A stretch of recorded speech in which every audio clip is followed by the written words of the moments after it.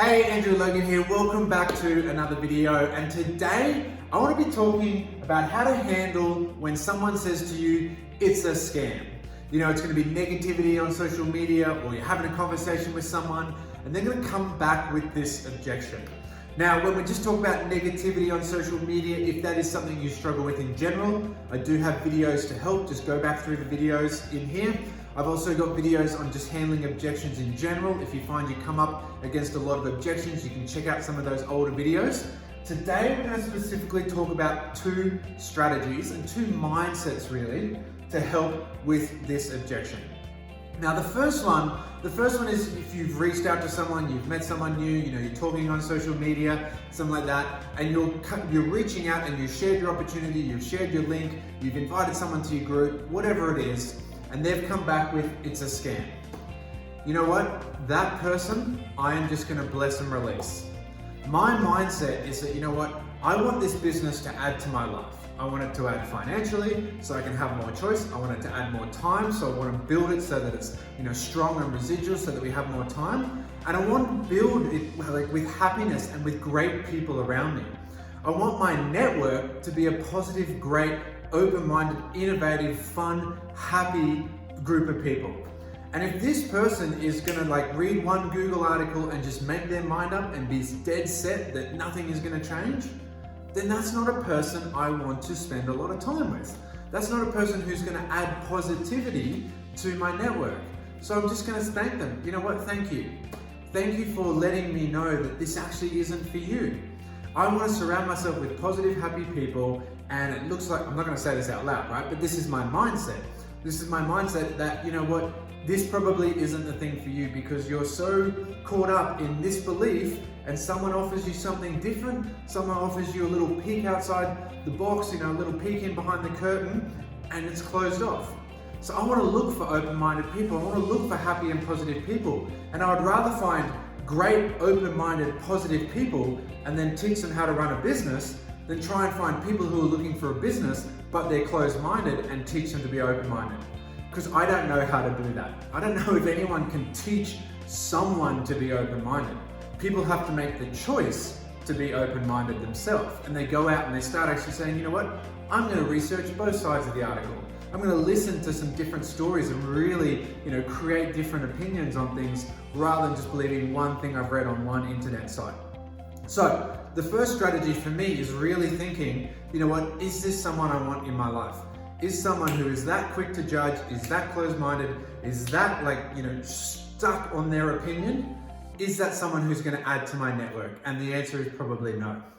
Now the second strategy, maybe the person who said that isn't someone you can just say, oh, okay, well, I don't want, move on. I don't want you in my life. Maybe it's one of your friends. Maybe it's a coworker. Maybe it's a family member and you're seeing them all the time. You've sent them some information and they've come back with that. And obviously you can't just say, oh, well, move on. Okay. We need a second strategy here.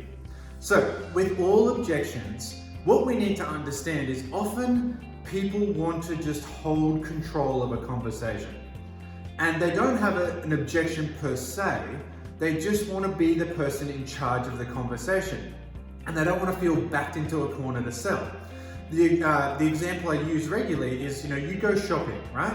I need to buy a new pair of shoes and I'm going to walk into a store and I'm going to start looking around and a salesperson will always come up and say, can I help you with anything?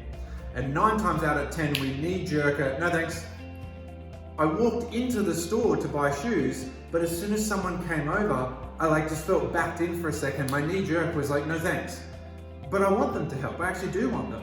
But so often we do that. We go into the clothes store, but we don't want any help. People love to buy things. They just never want to be backed into a corner where they feel they're being sold. So a lot of times people are just kind of coming up with an objection just to put their defenses up a little bit and just try and pause the conversation and gain control of it. And they try to put you on the back foot so that they don't feel like you're putting them on the back foot and backing them into anything.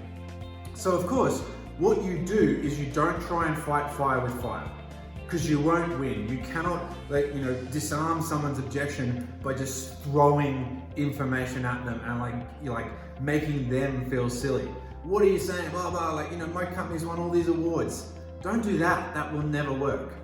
you know what, you just want to reach out and say, you know what, I understand it can look like that. I sort of felt the same way before.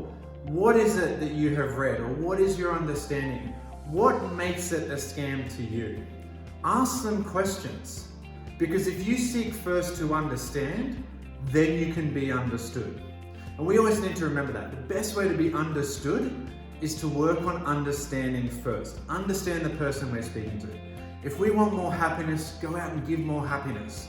You know, if we want more love, we've got to give more love first. It's the same thing here. If we want people to understand what we have, we need to understand the people we're talking to. Go out and actively work on understanding people we're talking to. So we just ask questions. We say, you know, what is it that makes you feel like it's a scam? It's, oh, you know, I kind of read this thing. You say, you know what? I've been doing this for 9 years now. Never once has the company charged me something that I didn't want, or, you know, taken money out of my account and then disappeared. They've never done anything like that. I order products, they show up at the front door. Now, yes, we like to distribute them as well. We like to tell other people about them. But if you don't want to do that, you don't need to. You know, you can just purchase the products. You can use the products. If someone asks you about them, send them to me. No worries. If the financial thing is a sticking point, no worries. But you know what? In all my years, I've never once had like my credit card ripped off. I've never been scammed out of anything. And we just talk to people like that. We help them understand. They say, oh, you know, I read all these things that people didn't make any money. And so, you know what? That's unfortunate. I do know that there are people who come in with great goals, but they don't have the work ethic to back it up. They need to understand that this is a business. There is some work. And most people come in with these unrealistic expectations. I'm not going to promise anything to you. I'm not going to give you any unrealistic expectations. I know what my goals are. I know what I'm willing to do and what I'm willing to sacrifice. You do whatever you want to do, but I just want to let you know about this. If we have a gentle conversation where we seek to understand first, they will understand us back. So we've got two choices. We can either say, you know what, you're probably not the open-minded, happy, positive, innovative person that I want to work with, and we move on. Or we actually take the time to understand and we say, you know what, I'd love to know what it is about this that made you feel that way. Let's have a look at the website that you looked at. Oh, look at that, they're trying to sell something else. Isn't that amazing? Maybe they're just kind of putting this post out there as a bit of clickbait so that then you'll buy their program. Who knows? Like let's have a look at those sorts of things. But the easiest thing to do is actually seek first to understand, and then you'll be understood. And if you can do that, you will have so much more success at overcoming objections in general, specifically this one. Now, if you ever do need help with like scripts, templates, or a step-by-step roadmap to building your business and creating your financial freedom, click the link below in the description. You can go and grab a free copy of my book. It's called The Way Out, and it's going to give you the step-by-step process to create your business and create financial freedom through the network marketing industry. Otherwise, guys, I hope that helps. As always, I hope you got some value out of this. Don't forget to click like and subscribe, and we'll see you on the next video. Bye.